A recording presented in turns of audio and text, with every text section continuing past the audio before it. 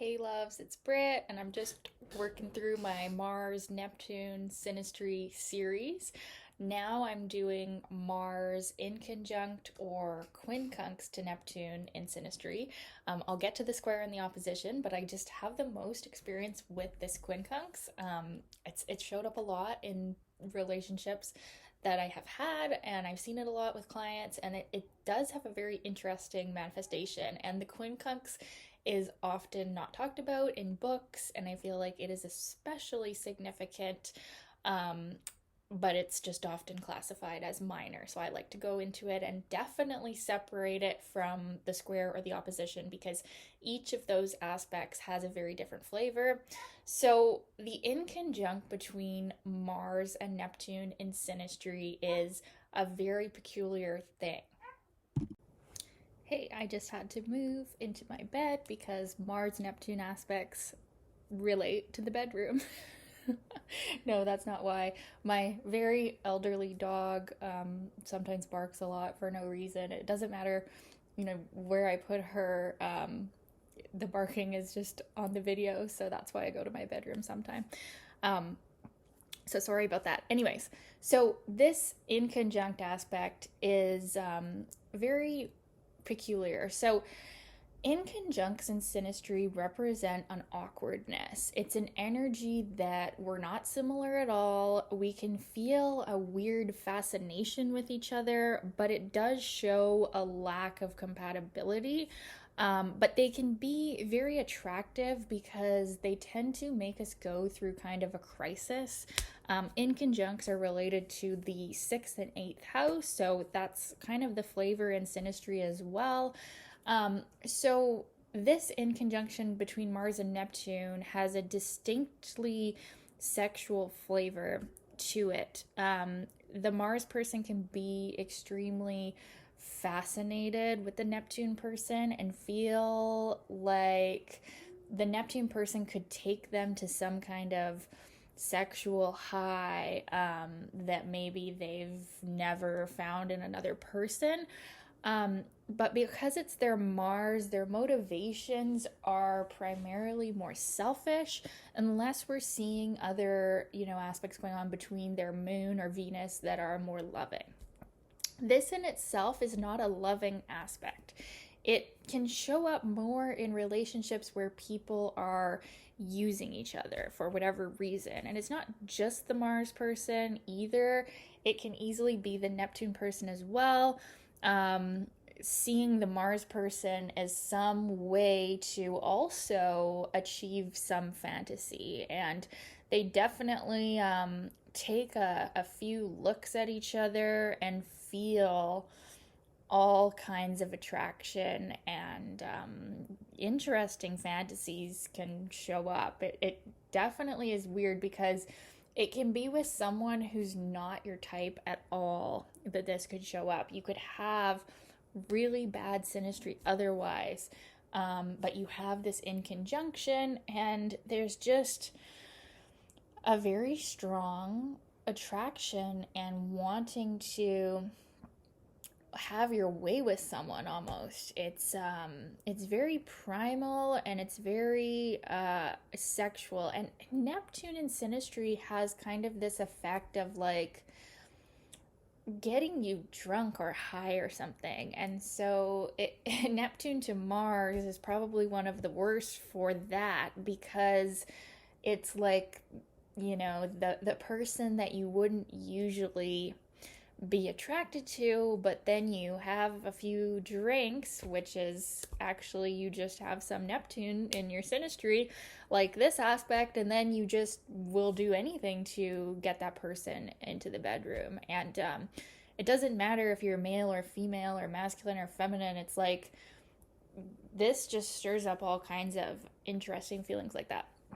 But because it's the in conjunction, it's not as easy to get to the bedroom. There could be some sort of awkwardness. The Mars person can feel kind of futile in their approach to pursue the Neptune person. They can feel that they're unavailable, or they can actually just feel like and know that like their personality is a bit weird or different than what they're used to and what's comfortable for their Mars.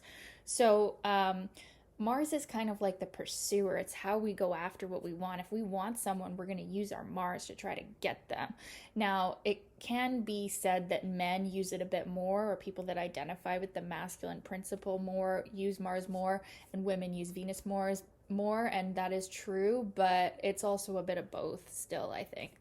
So the Mars person can really feel like the Neptune person is the fantasy and is what they're wanting, but they're unreachable for whatever reason. And the Neptune person can feel like the Mars person is, yeah, kind of aggressive or overtly sexual. Like they could just be having a conversation and then the Mars person turns it to sex. And they like that because they are attracted, but they can also sense that maybe the Mars person isn't seeing them for all of them, right? Mars Neptune aspects can show up in violating situations where, and it's not just the Neptune person that can feel violated either. It just often is. But it can easily be the reversal where actually the Neptune person has some power over the Mars person to make them do anything that they want. And so there can just be an element with like a Mars Neptune aspect in Synastry, and this one, because it's the Inconjunct, so we've got the weirdest awkward energy here. There can be an element of someone feeling at the end of the day or at the end of the relationship, someone feeling like they got used or they got violated. You could even see this show up in a sexual relationship where the sex itself, someone did not maybe enjoy it as much as they thought they would. But you could have other things going on that would mitigate this and make it actually enjoyable.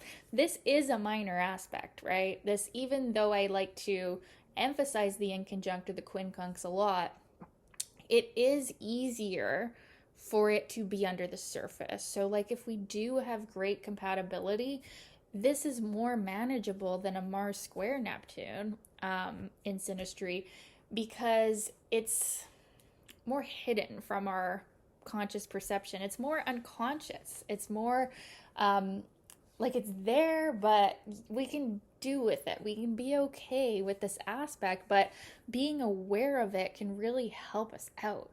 And we can almost prevent ourselves from doing anything too crazy with someone who is maybe not truly compatible with us, or not truly what we would actually desire if we didn't have this Neptunian fog over us, right? So it's very interesting. I had to talk about this one. I've been wanting to talk about it for a while. It can show up in short-term affairs where you wake up one day and you're just like, what was I thinking? Right? But it can also show up in soulmate relationships, incompatible relationships. But you really want to study the rest of the synastry and be very clear. Is this really something you want? Is there actual compatibility? And there might be, but if there isn't enough other stuff going on and you've just got this and some other difficult, really tough stuff, then you might want to rethink it and realize like, okay, this aspect, Brittany's talked about it, it can make people feel kind of crazy and do kind of crazy things. So just be aware. That's all I'm going to say. You probably can't really talk someone out of doing what they're going to do, right? But yeah, you can just save yourself some heartache or feeling like you were just what's the word? Objectified. Yeah, feeling like you were objectified. And this can go both ways. I mean, men can feel that they were objectified also in a relationship. And this aspect, if they had their Mars in conjunct to woman's Neptune, sometimes they can feel like that too. So yeah, handle with care. This should come with a warning label. So good luck to you guys. Love you guys. Thanks for the request. I'll get on to the other Mars Neptune aspects here soon. And yeah, keep your requests coming. Let me know what this aspect was like for you. Was it like this? Or did you have a similar experience or no? I'd love to know in the comments. And thanks, you guys. Thanks for watching. Bye.